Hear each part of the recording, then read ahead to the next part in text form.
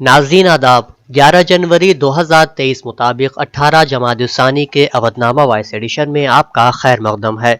मैं हूं मुसी रजा और आप समाअत फरमाने जा रहे हैं अवधनामा में शाये अहम खबरों के खास हिस्से। सुप्रीम कोर्ट ने मंगल के रोज उत्तराखंड के जोशीमठ बहरान को कौमी आफत करार देने की अर्जी पर फौरी समाअत करने से इनकार कर दिया और समाअत के लिए 16 जनवरी की तारीख मुकर्रर कर दी।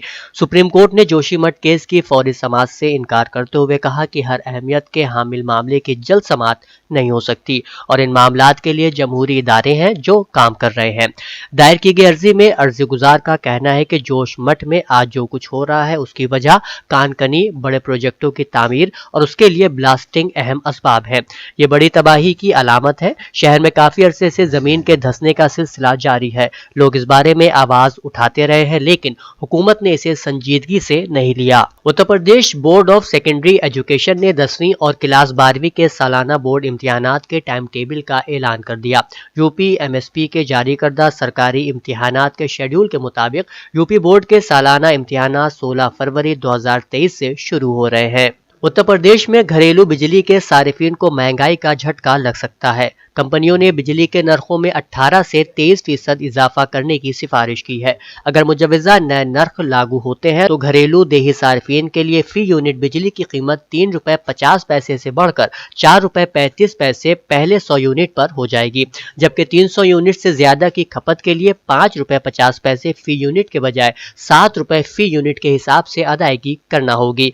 इसके अलावा बिजली कंपनियों ने शहरी घरेलू सार्फिन के लिए 300 यूनिट से ज्यादा बिजली का इस्तेमाल करने पर कीमत ₹6.50 फी यूनिट से बढ़ाकर ₹8 फी यूनिट करने की सिफारिश की है। सऊदी अरब ने आज़मीन हज को खुशखबरी देते हुए ऐलान किया है कि रवां साल हज के लिए आज़मीन की तादाद की हद को खत्म कर दिया जाएगा। इसी के साथ आज़मीन की उम्र की हद को भी खत्म कर दिया जाएगा, जिसके नतीजे में इतने ही आज़मीन फरीज़े हज अदा कर सकेंगे जितनी तादाद में कोरोना की वबा से पहले किया करते थे। सुप्रीम कोर्ट की 5 रुकनी आईनी बेंच ने 1951 के आसाम शहरियत एक्ट में की गई तरमीम को चैलेंज करने वाले पिटीशन पर समाअत के बाद अगली तारीख 14 फरवरी तक के लिए मुलतवी कर दी। इस सूरत हाल पर रद्द-ए-अमल जाहिर करते हुए जमीयतुल उलमा हिंद के सदर मौलाना अरशद मदनी ने कहा कि बास ताकतें तरमीमी दफा को रद्द करवा कर आसाम में एक बार फिर इंसानी बहरान पैदा करने के दरपे है। उत्तर प्रदेश की राजधानी लखनऊ में एक फौजी अफसर की गाड़ी को आग लगाने का हैरानकुन मामला सामने आया है। आर्मी मेजर ने पुलिस को बताया है कि इतवार की देर रात गए तक उनके घर के करीब होटल में ऊंची आवाज में म्यूजिक चल रहा था, जिसके खिलाफ उन्होंने एहतजाज किया। इस मामले पर फौजी अफसर और होटल के अमले के दरमियान झगड़ा भी हुआ। इसके बाद अफसर ने पीर की सुबह देखा कि किसी ने उनकी कार को आग लगा दी है। फिलहाल पुलिस ने इस मामले में 5 लोगों को गिरफ्तार किया है, जबकि मुल्जिम होटल के मैनेजर की तलाश जारी है। दूसरी तरफ फौजी अफसर की शिकायत के बाद लखनऊ डेवलपमेंट अथॉरिटी ने इस मामले में होटल की छानबीन की तो पता चला कि होटल गैर कानूनी तौर पर चलाया जा रहा है।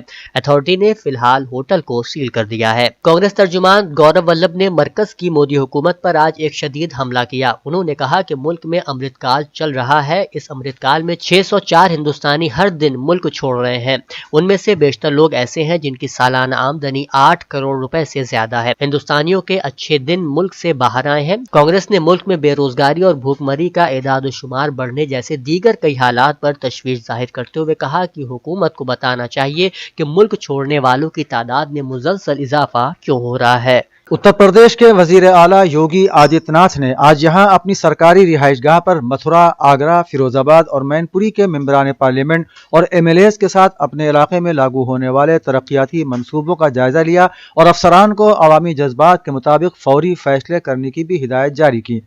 इससे पहले वजीर आला ने गुज़श्ता रोज सहारनपुर, आजमगढ़, झांसी और मुरादाबाद डिवीजन के अवामी नुमाइंदों के साथ तरक्याती प्रोजेक्टों का भी जायजा लिया था।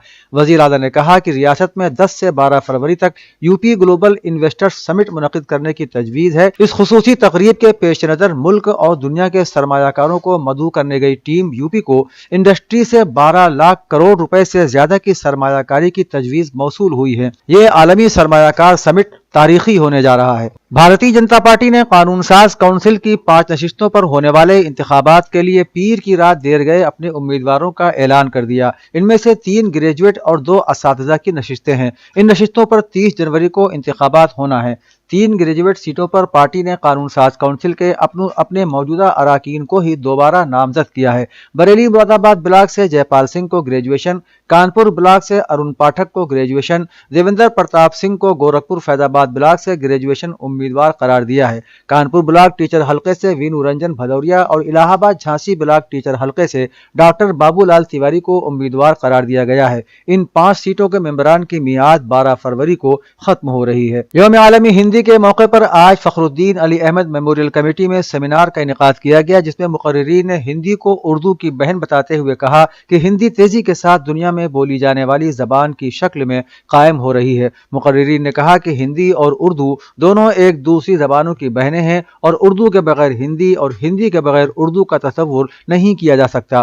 گومتی نگر واقع فخر الدین علی احمد میموریل کمیٹی کے دفتر میں منعقدہ سیمینار کی صدارت کرتے ہوئے کمیٹی کے چیئرمین اطہر صغیر زیدی تورس زیدی نے کہا کہ کمیٹی اردو، عربی اور فارسی زبان کے ساتھ ہی ہندی کو فروغ دینے کے لیے بھی کام کر رہی ہے۔ اس موقع پر کمیٹی کے سیکریٹری ایس ایم عادل حسن نے کمیٹی کے کاموں کا بیورہ پیش کرتے ہوئے مہمانوں کا شکریہ ادا کیا۔ بھارتی کسان پریشد نے نوئیڈا اتھارٹی کو خبردار کیا ہے کہ اگر آئندہ چند دنوں میں ان کے رویے میں کوئی تبدیلی نہیں آئی تو اتھارٹی کے اہلکار جن ممالک کا دورہ کرنے گئے ہیں وہ ان ممالک کے سفیروں کو خط لکھ کر کسانوں پر ہونے والے ظلم سے آگاہ کریں گے۔ بھارتی کسان پریشد کے کارکنان نے مزید کہا کہ تجارتی سرگرمیوں کے لیے قواعد کا معاملہ زیر التوا ہے۔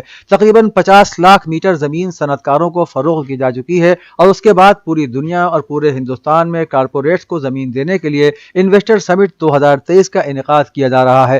دوسری جانب کسانوں کی 10% زمین ابھی تک پلاٹوں کی شکل میں الاٹ نہیں کی گئی ہے۔ انہوں نے کہا کہ جب کسانوں کو دینے کے لیے زمین نہیں ہے تو پھر صنعت کاروں کو زمین کیوں دی جا رہی ہے۔ کرامت حسین مسلم گرلز پی جی کالج لکھنؤ میں ساہتیہ سمیتی سبرنگ کے تحت شعبہ ہندی کے زیر اہتمام عالمی یوم ہندی کا انعقاد کیا گیا۔ صدر شعبہ ہندی ڈاکٹر زرینہ سعید نے اپنے خطبہ استقبالیہ میں عالمی سطح پر ہندی کی اہمیت کو بیان کیا۔ اس موقع پر شعبہ تعلیم کی صدر ڈاکٹر جہاں آرا نے اپنی لکھی ہوئی نظم پیش کی۔ پرنسپل صاحبہ نے اپنے خطاب میں عالمی یوم ہندی کی اہمیت کو بتاتے ہوئے ہندی کے زیادہ سے زیادہ استعمال پر زور دیا۔ شعبہ ہندی نے اس موقع پر طالبات کے لیے مختلف مقابلوں کا انعقاد کیا، جن میں حصہ لینے والی طالبات کو اول، دوم، سوم انعامات سے نوازا گیا۔ آخر میں ہندی ڈپارٹمنٹ کی مسز پونم سنگھ نے سب کا شکریہ ادا کیا۔ اودھنامہ کے جہانما صفحے کے مطابق اردو ادبی تنظیم بزم اردو قطر کے زیر اہتمام محمد سلیمان دہلوی کی نثری کتاب داستاں در داستاں کی تقریب رونمائی اور مشاعرے کا انعقاد دوحہ میں کیا گیا۔ پروگرام کی صدارت بزم اردو قطر کے چیئرمین ڈاکٹر فیصل حنیف نے کی اور مہمانان خصوصی کے طور پر ڈاکٹر سراج الدین ندوی اور بزم کے اہم رکن وسیم احمد نے شرکت کی۔ نظامت کے فرائض صدر بزم اردو قطر محمد رفیق شاد اکولوی نے بہت خوبی انجام دیے۔ پروگرام کا آغاز تلاوت کلام اللہ سے ہوا اور بزم کے جنرل سیکریٹری افتخار راغب نے مہمانان اور حاضرین کا استقبال کیا۔ پاکستان میں عوام کو ریلیف دینے کے لیے حکومت نے سبسڈی پر آٹا تقسیم کرنا شروع کیا ہے، جس کے باعث ریاست سندھ کے ضلع میرپور خاص میں 4 افراد کی جان چلی گئی۔ میڈیا رپورٹس کے مطابق حکومت کی جانب سے ٹرکوں پر لائے گئے آٹے کے پیکٹ دیکھ کر لوگوں کا ہجوم جمع ہو گیا اور جھڑپ میں متعدد افراد زخمی ہو گئے۔ 35 سالہ مزدور کو لوگوں نے کچل کر ہلاک کر دیا۔ ایسا ہی ایک واقعہ ضلع شہید بے نظیر آباد میں پیش آیا، جس کے نتیجے میں 3 خواتین جان بحق ہو گئیں۔ سندھ اور کراچی میں آٹے کی قیمت 130 سے 170 روپے فی کلو ہے۔ حالت اتنی خراب ہے کہ لوگ 5 کلو کی ایک بوری کے لیے لڑ رہے ہیں۔ لوگوں نے حکومت سے کہا ہے کہ اگر وہ کھانا نہیں دے سکتی تو سب کو مار دیا جائے۔ ایران کی اعلیٰ دینی مرجعیت اور دیگر مذہبی مقدسات کے سلسلے میں فرانس کے بدنام زمانہ جریدے چارلی ہیبڈو کے گستاخانہ اقدام کے بعد تہران کے انقلابی عوام اور ایران کے دینی مدارس کے طلباء اور علماء نے تہران میں فرانس کے سفارت خانے کے سامنے احتجاجی مظاہرہ کیا۔ مظاہرین نے فرانس کے صہیونی جریدے چارلی ہیبڈو کی جانب سے مرجعیت کی شان میں گستاخی کیے جانے کی شدید مذمت کی اور کہا کہ فرانس کی حکومت کی جانب سے اگر اس جریدے کے خلاف کارروائی نہیں کی گئی تو اس گستاخی کا ذمہ دار فرانس کی حکومت کو سمجھا جائے گا۔ احتجاج کے دوران فرانس کے پرچم کو بھی نظر آتش کیا گیا۔ میانمار کے گلوبل نیو لائٹ اخبار کی رپورٹ کے مطابق 112 روہنگیا مسلمانوں کو 2 سال سے 5 سال تک جیل کی سزا سنائی گئی ہے۔ رپورٹ کے مطابق گرفتار ہونے والے بچوں کو میانمار کے سب سے بڑے شہر رنگون کے ایک یوتھ ٹریننگ اسکول میں بھیجا گیا ہے، جبکہ اخبار نے اس حوالے سے مزید اطلاعات فراہم نہیں کی۔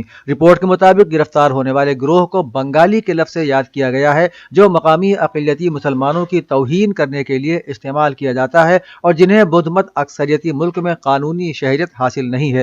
اقوام متحدہ نے روہنگیا اقلیت کو دنیا کی سب سے مظلوم اقلیت قرار دیا ہے۔ غیر ملکی میڈیا کے مطابق سابق امریکی وزیر خارجہ کونڈولیزا رائس اور سابق وزیر دفاع رابرٹ گیٹس نے روس یوکرین جنگ میں امریکہ کی متوقع ناکامی کا اعتراف کیا ہے اور اپنے بیان میں کہا ہے کہ یوکرین کی معیشت اور فوج تقریباً ختم ہو چکی ہے اور اب وہ مکمل طور پر مغرب پر انحصار کر رہی ہے۔ انہوں نے کہا کہ جیت کے امکانات ختم ہوتے جا رہے ہیں۔ دوسری جانب اسی حوالے سے امریکی سفارتکار اور پینٹاگون کے سابق سربراہ نے واشنگٹن پوسٹ میں لکھا ہے کہ یوکرین کی معیشت تباہی کی شکار ہے۔